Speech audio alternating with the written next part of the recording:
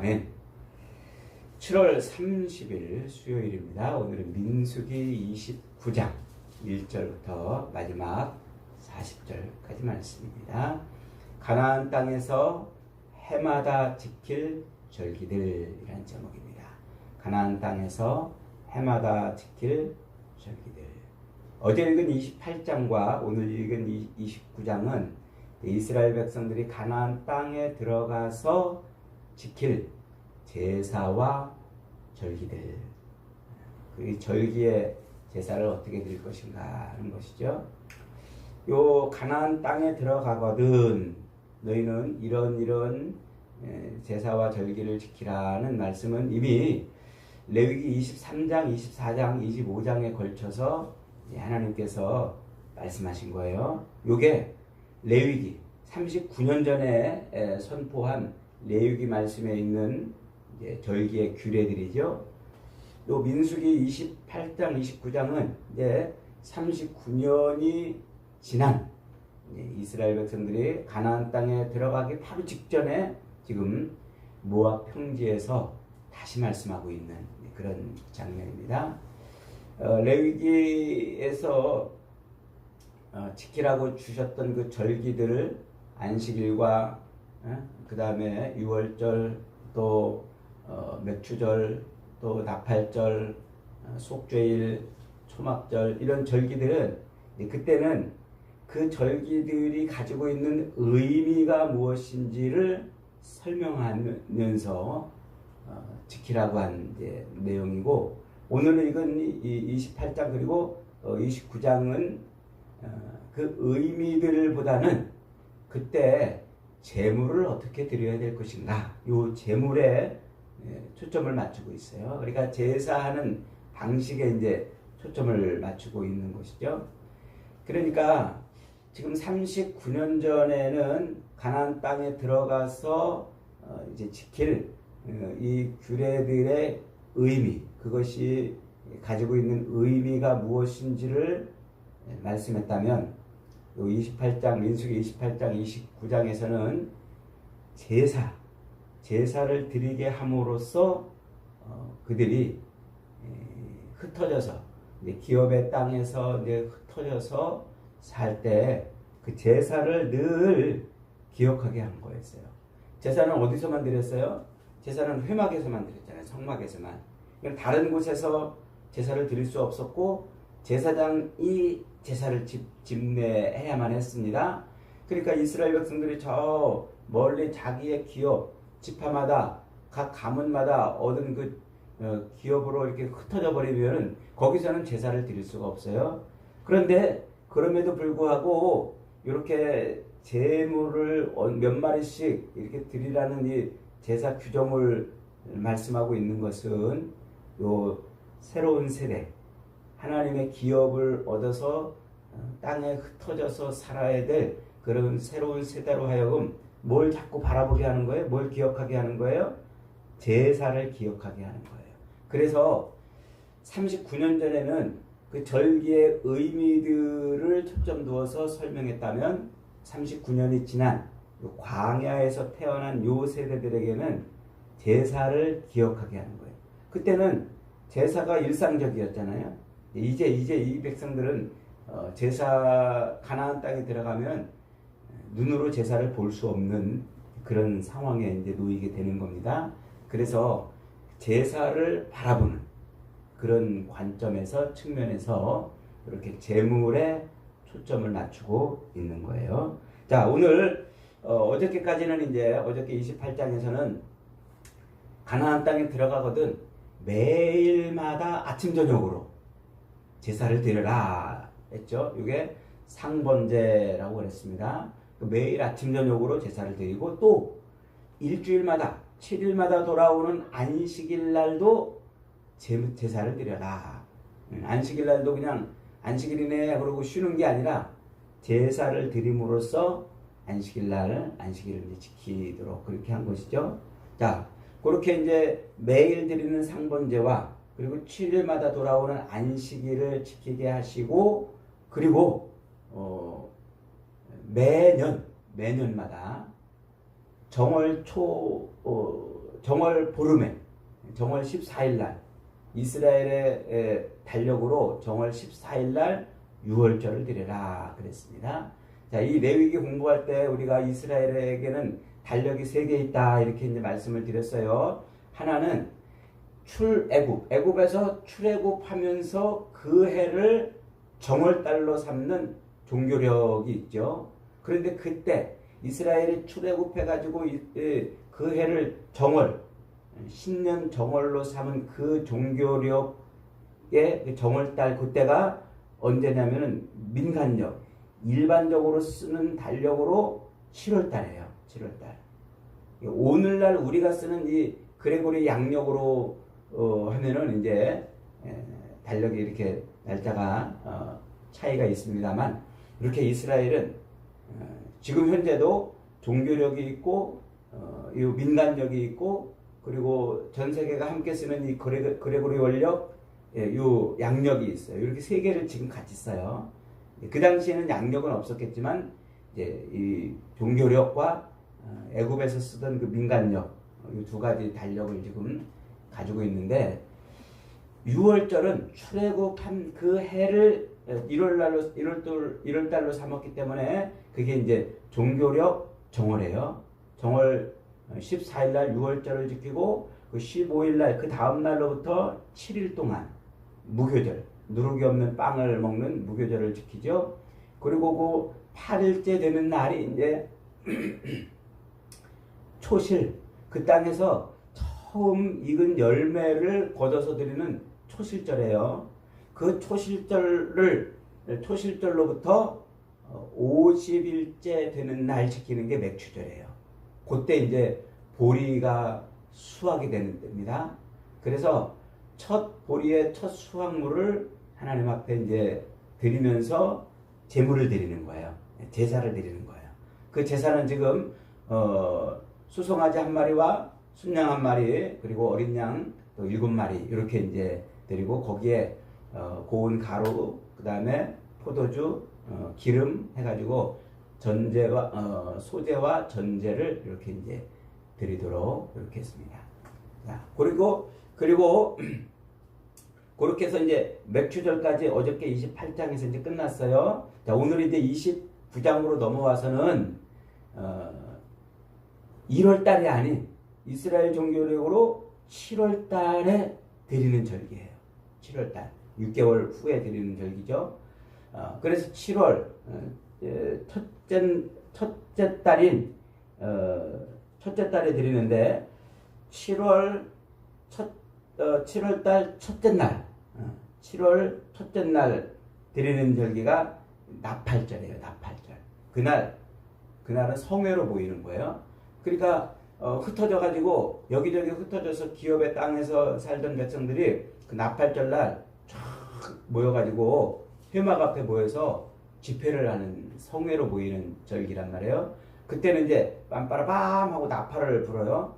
요 레위기 24장에서 요 나팔절의 의미가 뭔지를 설명드렸죠. 이제 영원한 추수와 안식을 해야 될 때다. 영원히 추수하고 이제 곡식을 추수하고 안식해야 될 때다. 요걸 알리는 빰빠라밤 나팔을 부르는 절기라고 그랬죠.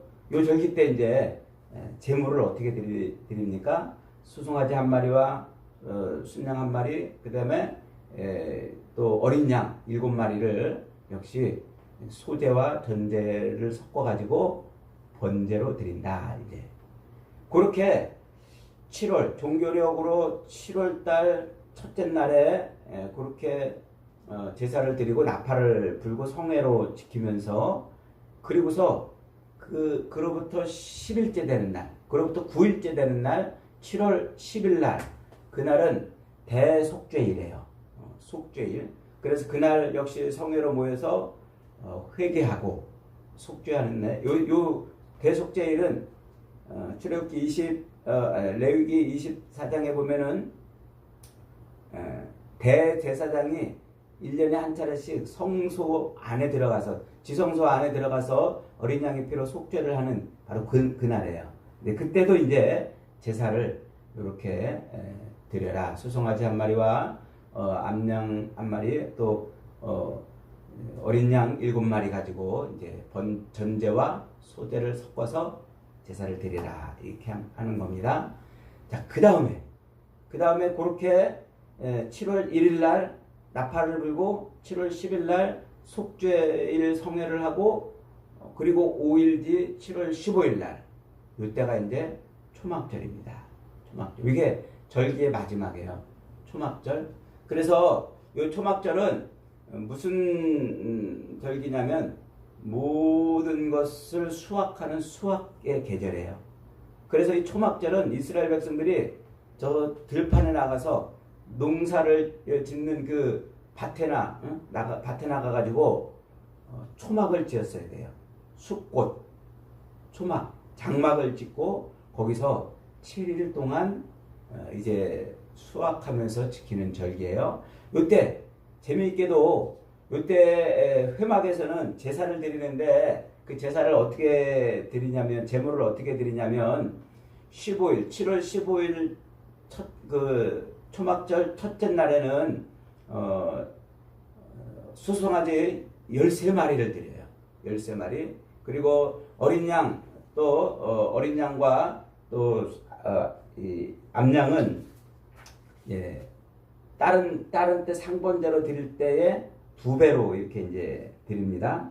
그래서 그때는 7일 동안 그렇게 드리는데 재미있게도 그 수송아지를 그 다음날 이틀째 초막절 이틀째는 한 마리를 줄여가지고 12마리 드리고 3일째 되는 날에는 11마리 드리고 4일째 되는 날에는 10마리 드리고 이런 식으로 그래서 7일째 되는 날에는 7마리를 드리도록 이렇게 규정하고 있어요. 그래서 그렇게 계산을 해보면 일주일 동안 모두 70마리의 송아지를 잡아서 제사를 드리는 거예요. 그 70이라는 숫자는 7은 완전수라고 그랬죠. 완전수, 충만한 수, 가득한 수. 그러니까 그 초막절 제사는 충만하고 완전한 거예요. 완전한. 그래서 하나님께서 주신 그 모든 풍성한 농산물의 수확을 충만하고 그리고 완전하게 수확하고 하나님 앞에 드리는 감사 절기인 거예요. 그래서 그날 그렇게 첫째 날부터 일주일 동안 7일 동안 그렇게 한 마리씩 줄여가면서 마지막 날 7마리를 드리는 이 제사를 통해서 그 제사가 무슨 제사? 완전한 제사로 하나님 앞에 드려라. 이렇게 이제 말을 하고 있습니다. 그런데 여기 중요한 게 하나 있어요. 그렇게 초막절기를 7일 동안 7월 15일부터 21일까지 7일 동안 지키고서 그 다음날 그냥 흩어지는 게 아니라 그날은 또 장엄한 대회라고 그래가지고 그렇게 초막절이 끝난 그 8일째 되는 그날 장엄한 대회라고 그래가지고 마지막 상번제와 같은 제사를 한 번 더 드려요. 그래서 마지막 이제 초막절의 행사를 끝내고서 하나님 앞에 감사를 드리는 건데 요게 이제 재밌어요. 요 8일째 7일을 끝내고 8일째 된다는 그런 뜻에서 이제 장엄한 대회라고 이렇게 이제 부르는데 요 히브리인들에게 8은 새로운 시작을 의미해요. 새로운 시작. 그리고 구별된 것을 의미해요. 그러니까 이스라엘 백성들이 마지막 절기인 초막절을 끝내고 새로운 삶을 시작하는 그런 의미에서 8일째 되는 날 제사를 드리고 그날은 백성들의 삶은 그 새로운 삶은 어떤 삶? 구별된 삶이다 하는 것을 가르쳐 주는 거예요. 그래서 이스라엘 백성들이 할례를 행할 때 며칠 날 행하냐면 태어난 지 8일째 할례를 행하는 거예요. 그 할례가 새로운 시작, 이제 그 어린 태어난 지 8일째 되는 그 아이로 하여금 새로운 시작을 의미하고 그 다음에 구별된 삶을 사는 것을 의미하기 때문에 8일째 할례를 행하는 거예요. 자, 예수님이 십자가에 달려 죽으시고 언제 부활하셨을까요? 바로 6월절 어린 양으로 그렇게 십자가에 달려 죽으시고 8일째 무교절이 지난 7일간의 무교절이 지난 8일째 부활을 하신 거예요.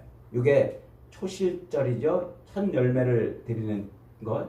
그러니까 예수님의 그 부활로 말미암아 새로운 삶이 시작되고 그 새로운 삶은 구별된 거룩한 삶이라는 것을 그 십자가에서 죽으시고 부활하신 8일째 부활하신 그것을 보여주는 것입니다.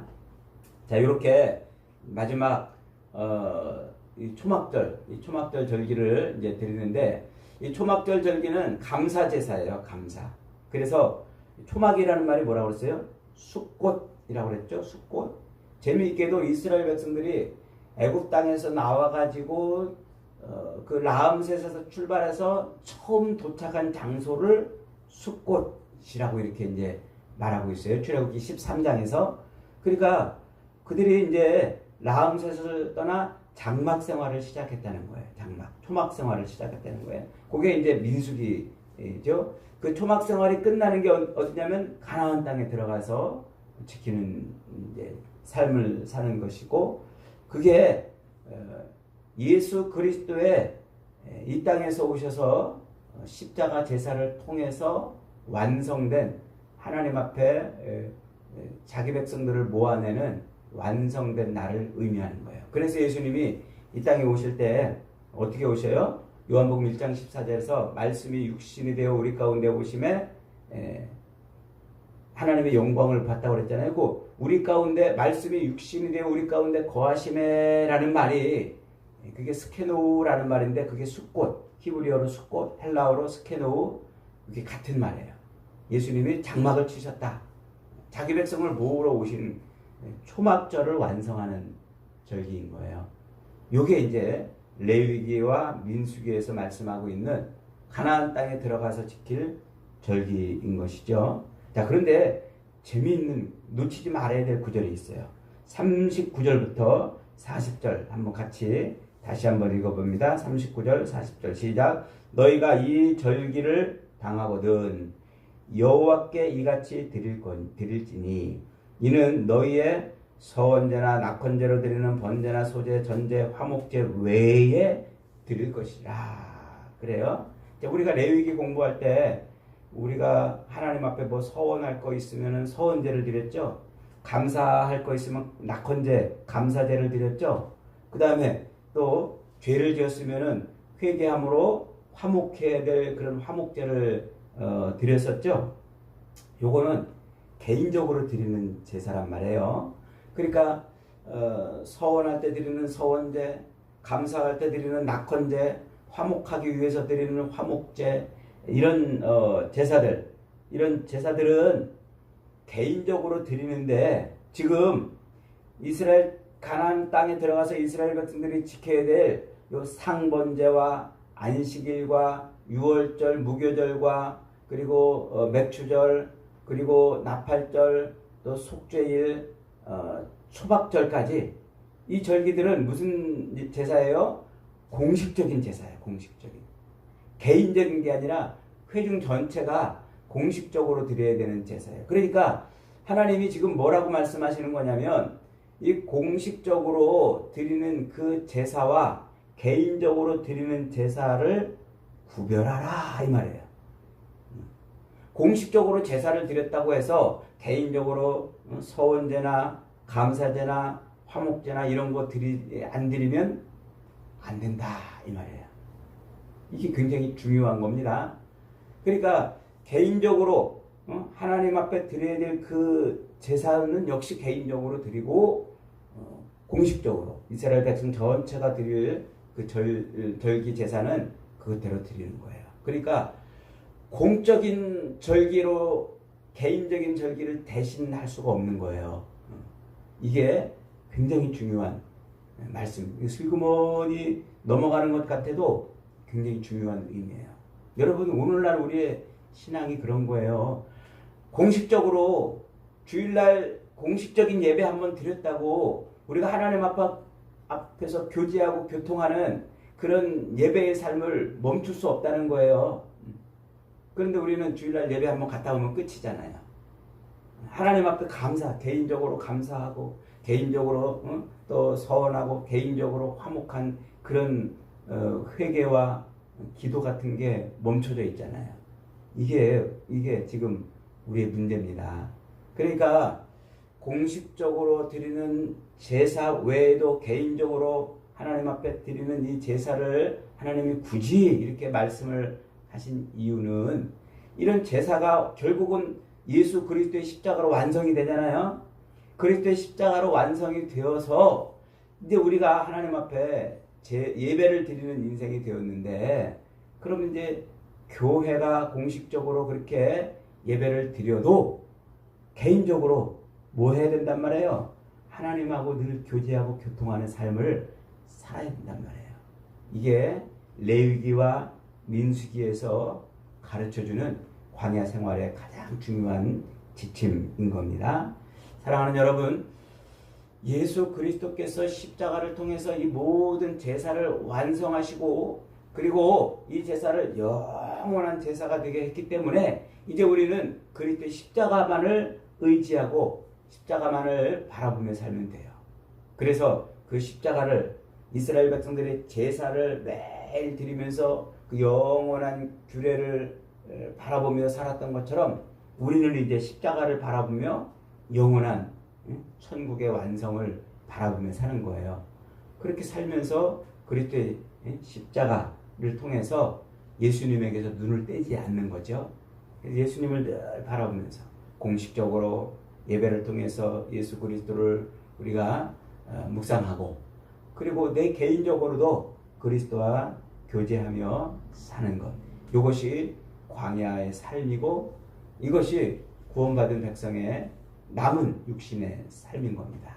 사랑하는 여러분, 저와 여러분의 삶이 이렇게 하나님 앞에 늘 하나님을 바라보는 그런 삶일 뿐만 아니라 또 개인적으로 하나님과 교제가 멈춰지지 않는 삶이 되어서 마지막 초막절을 완성하신 예수 그리스도의 그 완성을 통해서 영원한 천국의 백성으로 사는 복된 인생들이 되시기를 주님의 이름으로 축복합니다. 아멘.